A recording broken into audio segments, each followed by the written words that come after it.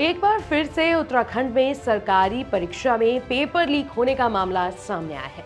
21 सितंबर 2025 को हुई UKSSSC graduate level परीक्षा यानी कि पटवारी और लेखपाल भर्ती का पेपर सिर्फ आधे घंटे के अंदर सोशल मीडिया पर वायरल हो गया।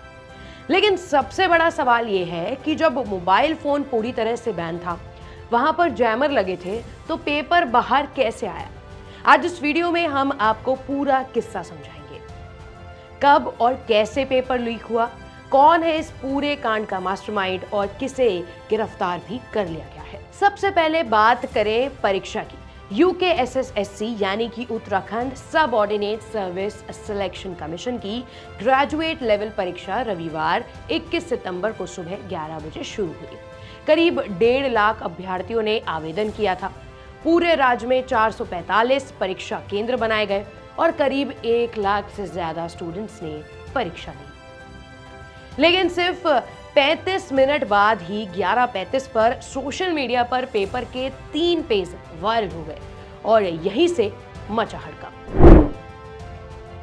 अब सबसे बड़ा सवाल यह है कि जब मोबाइल फोन और इलेक्ट्रॉनिक गैजेट्स पूरी तरीके से बैन थे, तो आखिर पेपर बाहर कैसे आया?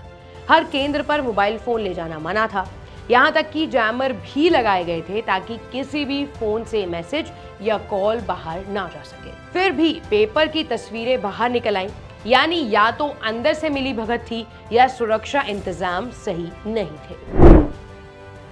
अगर अब मास्टरमाइंड की बात करें तो जांच में सामने आया है एक बड़ा नाम, वो है खालिद मोहम्मद का। खालिद हरिद्वार के आदर्श बाल सदन इंटर कॉलेज केंद्र से परीक्षा दे रहा था। खालिद ने ही पेपर की फोटो खींचकर अपनी बहन को भेजी। उसकी बहन का नाम साबिया। साबिया ने वो फोटो एक प्रोफेसर सुमन को व्हाट्सएप पर भेजी और फिर ये फोटो सोशल मीडिया तक पहुंच गई और वायरल हो गई। साथ ही प्रोफेसर से भी पूछताछ चल रही है। लेकिन मास्टरमाइंड खालिद अभी भी फरार है। पुलिस की कई टीमें उसकी तलाश कर रही है। अब इसमें एक और बड़ा पहलू है जिसकी जानकारी मिली है, जिससे पता चलता है कि नकल लीक के साथ ठगी का मामला भी जुड़ा हुआ था। इसमें नाम आता है हाकम सिंह का। इससे एक नकल माफिया गिरोह का पर्दाफाश हुआ है। आरोप है कि यह गिरोह छात्रों को परीक्षा में पास कराने का झांसा देकर 12 से 15 लाख रुपए की ठगी करता था।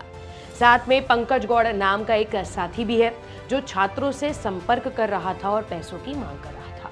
पुलिस और एसटीएफ उत्तराखंड ने इस गिरोह को पकड़ लिया है। इस मामले में पुलिस ने दावा किया है कि इस टीम की कार्यवाही परीक्षा सामग्री के लीक से सीधे जुड़ी नहीं है, बल्कि छात्रों को झांसा देने और पैसे लेने का मामला है ये पूरा। अब इस पे सरकार और आयोग का क्या बयान आया है वो भी सुन लीजिए। उनका कहना है कि ये पूरी तरह से पेपर लीक नहीं है, सिर्फ एक अभ्यर्थी ने पेपर बाहर भेजा है, इसलिए पूरी परीक्षा रद्द नहीं की जाएगी। लेकिन इस पर बेरोजगार संघ और विपक्ष का आरोप है कि अगर पेपर 35 मिनट पहले ही बाहर आ सकता है तो सुरक्षा इंतजाम सिर्फ दिखावे के थे। और साथ ही उनका कहना है कि ऐसे में परीक्षा को रद्द करके दोबारा कराना चाहिए। अब कानूनी कार्यवाही की बात करें तो पुलिस ने इस मामले में केस दर्ज कर लिया है। उत्तराखंड प्रतियोगी परीक्षा अनुचित साधनों की रोकथाम अधिनियम 2023 के तहत इस पे सख्त सजा का प्रावधान भी है, यानी दोषी साबित होने पर कई साल की जेल और भारी जुर्माना भी हो सकता है। तो ये था पूरा किस्सा यूकेएसएसएससी पेपर लीक का। अब सवाल कहीं है। देखिए, सबसे पहला सवाल तो यही है कि मोबाइल बैन और जैमर लगने के बावजूद पेपर बाहर कैसे आया? क्या ये सिर्फ खालिद की चाल थी या इसके पीछे कोई और भी बड़ा नेटवर्क है? और एक और बड़ा सवाल है, क्या वाकई पूरी परीक्षा प्रभावित नहीं हुई है? अब जब तक मास्टरमाइंड पकड़ा नहीं जाता और पूरी सच्चाई सामने नहीं आती, तब तक सवाल ये उठते रहेंगे। ऐसी और खबरों के लिए और अपडेट्स के लिए बने रहिए इंडिया.com।